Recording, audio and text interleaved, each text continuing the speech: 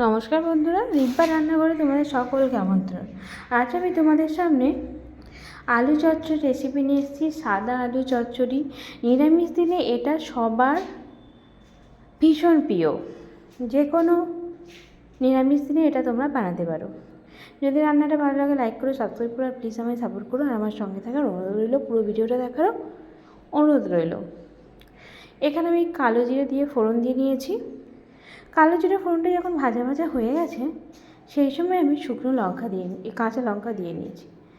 কাঁচা লঙ্কা দিয়েই রান্নাটা করবে, কারণ এই আলু চচ্চড়িতে কাঁচা লঙ্কার ফ্লেভারটা খুব সুন্দর লাগে, যেহেতু এটা সাদা আলু চচ্চড়ি বানাচ্ছি তার জন্য। তারপরে আলুগুলোকে দিয়ে দিলাম। রান্নাটা অবশ্যই সরিষার তেলেই করবে, কারণ সরিষার তেলে করলে এই রান্নার স্বাদটা দ্বিগুণ হয়।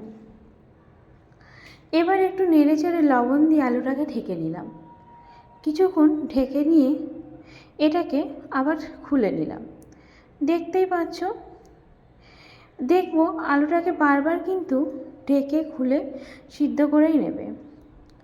তেলের মধ্যে আলুটাকে সিদ্ধ করার চেষ্টা করবে, আলাদা করে সেইভাবে জল দেবে না, কারণ এই রান্নায় জলের পরিমাণটা বেশি দিলে ভালো লাগবে না।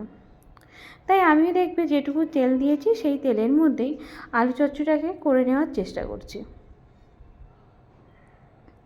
আলু চচ্চড়িটা বারবার কিন্তু এইভাবে ঢেকে খুলে আমি বারবার নেড়ে চেড়ে দেখে নিচ্ছি।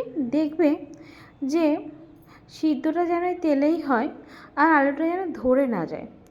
পোড়া পোড়া আলু হলে কিন্তু আলু চচ্চড়িটা মোটেও খেতে ভালো লাগবে না। এই আলু চচ্চড়িতে আর কিচ্ছু লাগবে না, শুধু একটু সময় নিয়ে রান্নাটা করতে হবে। আমি লো ফ্লেমে এই রান্নাটা করছি, তোমরা চাইলে সময় নিয়ে, যাতে এই তেলের মধ্যেই সিদ্ধ হয়ে যায়। মিডিয়াম টু লো ফ্লেমে এই রান্নাটা তোমরা করে নিও, বেশ ভালো হয় আর বেশ সুস্বাদু। যাই হোক, আমি একটুখানি জল দিয়ে নিলাম যখন দেখলাম আলুটা পুরো সিদ্ধ হয়ে গেছে, সেই সময়, যাতে আলু চচ্চড়িটা খুব সুন্দরভাবে পুরো ফ্লেভারটা যাতে আলু চচ্চড়ির আলুর মধ্যে চলে আসে, তার জন্য। দেখতেই পেলে আলুটা সিদ্ধ হয়ে গেছে। আর 5 মিনিট এটাকে আমি ঢেকে দিলাম। জলটা কিন্তু পুরো আমি শুকিয়ে নেব। এবার 5 মিনিট পর ঢাকা খুলে নিয়েছি। নেড়ে চেড়ে আরও কিছুক্ষণ এটাকে পুরো জলটা শুকিয়ে নেব। যাই হোক, জলটা আমি পুরো শুকিয়ে নিচ্ছি। দেখতেই পাচ্ছ আমার না ভীষণ আজ অসুবিধা হচ্ছে তোমাদের সাথে এই ভয়েসটা দিতে, বা বলতে পারো ভিডিওটা এডিট করতে, কারণ ভিএন থেকে ভিডিও এডিট হচ্ছে না, আমাকে ইনশর্ট থেকে করতে হয়েছে। আর ইনশর্টে আমি প্রথমবার কি বলবো ভিডিও এডিট করছি। আমার অনেকটা সময় লেগে গেছে আর অনেকটা লেটও হয়ে গেছে। আমি বুঝতেও পারছি, আমি ঠিকঠাক করে এডিট করতে পেরেছি কি সেটাও আমি বুঝতে পারছি না।